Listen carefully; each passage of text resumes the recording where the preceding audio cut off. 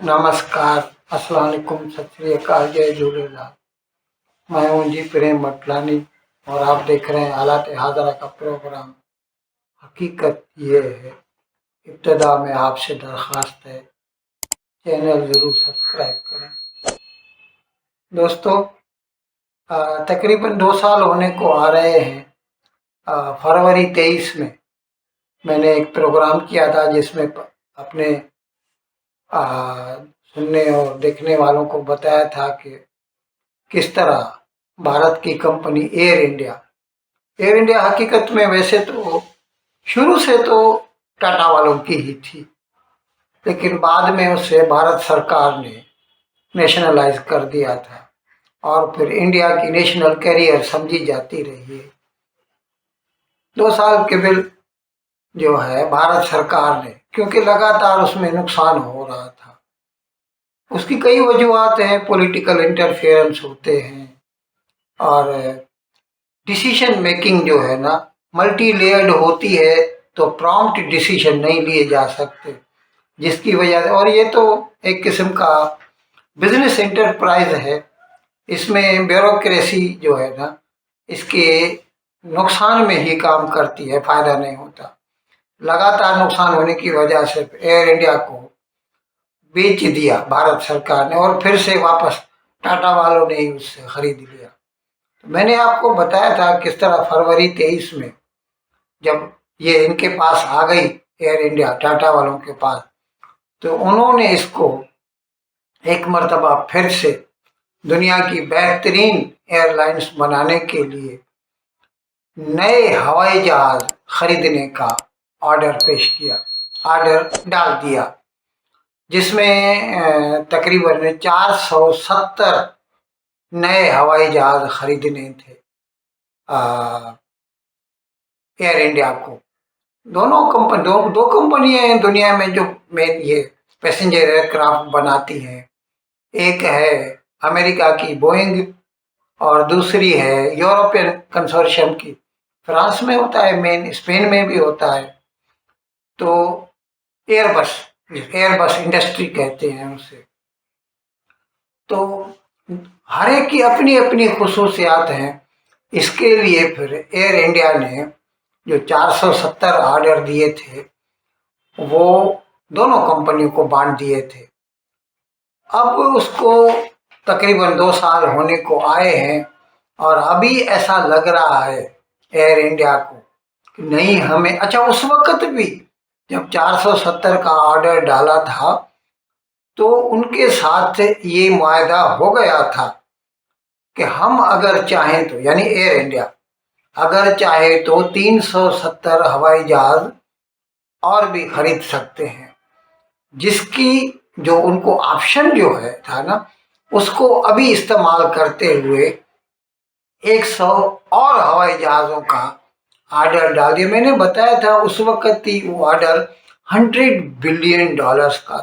अभी ये 100 जो है ना एक्स्ट्रा जो है खरीदने जा रहे हैं एयरबस के, जिसमें जो 90 हैं, 90 हैं वो नैरो बॉडीड हैं और 10 जो है वो वाइड बॉडीड है। ये एयरबस से ही खरीद रहे हैं सीधे सीधे, इसमें बोइंग का कोई सवाल नहीं है। अच्छा, ये मैं आपको बता दूं कि ये क्यों मुमकिन हो सका है या क्यों हो रहा है। कई वजूहत हैं। भारत की इकोनॉमिक प्रोग्रेस, माशी तरक्की उसमें अहम रोल अदा कर रही है। लोगों के हाथों में डिस्पोजेबल इनकम ज़्यादा आ रही है। अब भारतीयों को लगता है कि हवाई जहाज़ की जो सवारी है ना वो अयाशी नहीं है, लग्जरी नहीं है, वक्त का बचाव है। कई लोग हैं आपको दिखाई देंगे भारत में डोमेस्टिक रूट पे ही जो है सबसे ज़्यादा चलने वाला रूट है मुंबई दिल्ली। आप हवाई अड्डे पे चले जाइए, आपको इतनी रश विक्टोरिया टर्मिनस स्टेशन पे भी नहीं दिखाई देगी जितनी हवाई अड्डे पर। धड़ाधड़ लोग आ रहे हैं, जा रहे हैं, सुबह को जाते हैं, शाम को वापस आ जाते हैं। जैसे हमारे यहाँ सबर्बन एरिया से लोग डाउनटाउन मुंबई को जाते हैं और शाम को वापस आ जाते हैं, इस तरह का। तो इसकी वजह से, क्योंकि मुसाफिरों की तादाद बहुत बढ़ गई है, तो एयरलाइंस को भी लगता है कि they must cater to the increased demand, जिसकी वजह से अभी एयर इंडिया ने, जैसे मैंने अर्ज किया कि 470 जहाज पहले ऑर्डर किया था और 100 जहाज अभी नया ऑर्डर किया है। अच्छा, ये ऐसा नहीं है कि ऑफ द शेल्फ मिलते हैं। वो हवाई जहाज जो है जब ऑर्डर मिलता है तभी बनाना शुरू करते हैं, रेडीमेड नहीं मिलता। इसके लिए 7-8 साल लग जाएंगे एयर इंडिया को इसकी डिलीवरी मिलने में। ये जो स्टेटिस्टिकल डेटा आ रहा है उससे हमें पता चलता है कि जो average increase in air travel world over हो रहा है, उसके कंपैरिजन में, उससे अगर हम मुआवजा करते हैं तो भारत में ज़्यादा हो रहा है। भारत के लोग ज़्यादा हवाई जहाज़ को प्रेफर कर रहे हैं अभी, और जाहिर है इसके लिए और हवाई जहाज़ चाहिए। तो ये जो अभी 470 और 100 यानी 570 नए जहाज खरीद रहा है एयर इंडिया, इसमें 350 एयरबस के हैं और 220 बोइंग कंपनी के, अमेरिका के हैं। अमेरिका को कुछ बुरा तो लगेगा, लेकिन इस किस्म के जो फैसले होते हैं, एक तो प्राइवेट एंटरप्राइज का है, गवर्नमेंट का इससे कोई वास्ता नहीं। और प्राइवेट कोई भी हो कंपनी, वो सिर्फ और सिर्फ अपना भला देखते हैं, उसमें दोस्ती यारी कुछ भी नहीं होती। Business is business and a cup of T is cup of T.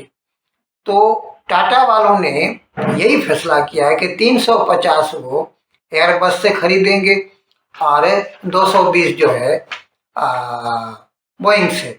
अच्छा, ये मैंने अर्ज किया कि जो एन चंद्रशेखरन, अभी टाटा सन्स का भी जो चीफ एग्जीक्यूटिव ऑफिसर, यानी जो अम्ब्रेला बॉडी है टाटा कंपनियों की, उसका भी सीईओ यही है, एयर इंडिया का भी सीईओ यही। एयर इंडिया का वैसे उसके अंडर में है एक यूरोपियन है कोई, मुझे नाम याद नहीं आ रहा। तो चंद्रशेखरन ने कहा है कि they are going to make one of the best Air India, one of the best airline of the world. जाहिर है थोड़ा वक्त तो लगेगा, क्योंकि इतने सालों तक जो है वो सरकारी कंपनी रही है, तो जो वहाँ का स्टाफ होता है और जो एक माइंडसेट होता है लोगों का, वो भी थोड़ा लेजी हो जाता है, सुस्त हो जाते हैं। क्योंकि सरकारी नौकरी में काम तो करना है नहीं, तनख्वाह मिलती रहेगी पहली तारीख को। लेकिन प्राइवेट एंटरप्राइज में ऐसा नहीं होता, वहाँ पर you have to show the results. अगर आप कमाते नहीं तो कंपनी नहीं चल सकेगी। पहले एयर इंडिया की हालत ये होती थी कि हर साल सरकार उसको चालू रखने के लिए 5-7 बिलियन डॉलर अपने घर से डालती थी, जिसकी वजह से मोदी सरकार ने ये फैसला लिया था कि इससे तो बेहतर है कि इसको विदा ही कर दे। और फिर उन्होंने इसको टाटा कंपनियों को वापस कर दिया। जाहिर है तो उसमें टेंडर हुए थे, ये सबको मौका मिला था जो भी उसको खरीदना चाहे, और जिसकी वजह से फिर वो कंपनी टाटा के पास चली गई। अच्छा, इस सिलसिले में मैं जाहिर है बात होती है तो फिर पाकिस्तान की भी बात जरूर होती है। पाकिस्तान की नेशनल कैरियर है पाकिस्तान इंटरनेशनल एयरलाइंस, किसी जमाने में बहुत कमाई करती थी। मुझे याद है भुट्टो साहब भी बोला करते थे जब वो वजीर खारजा हुआ करते थे, 62 में वो वजीर खारजा बने थे।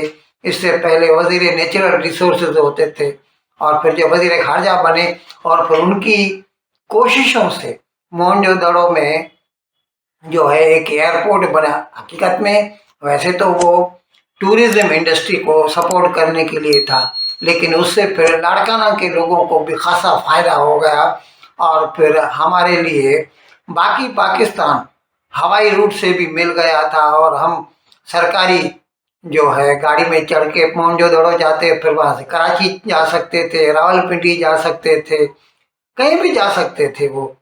तो लाड़का Nawaz made on the air routes of the Pakistan. तो उस वक्त ऐसा बता रहे थे कि पीआईए बहुत कमाती है, लेकिन आज उसका हशर बहुत ख़राब हो गया है और ये हालत हो गई है। एक तो नुकसान से चल रही है, दूसरे अभी 1 डेढ़ महीना पहले इसकी निजकारी की कोशिश की गई थी, प्राइवेटाइजेशन की। कोई भी कंटेंडर सामने नहीं आया। ये हालत हो गई है पीआईए की। और जाहिर है इसमें सबसे ज़्यादा जो इसका जो और डिसक्रेडिट जाता है वो पाकिस्तान के सियासतदानों को ही जाता है। जो लोग हुकूमत में रहते हैं उन्होंने इसका खाना खराब करके रख दिया है। खुदा उनको अक्ल दे।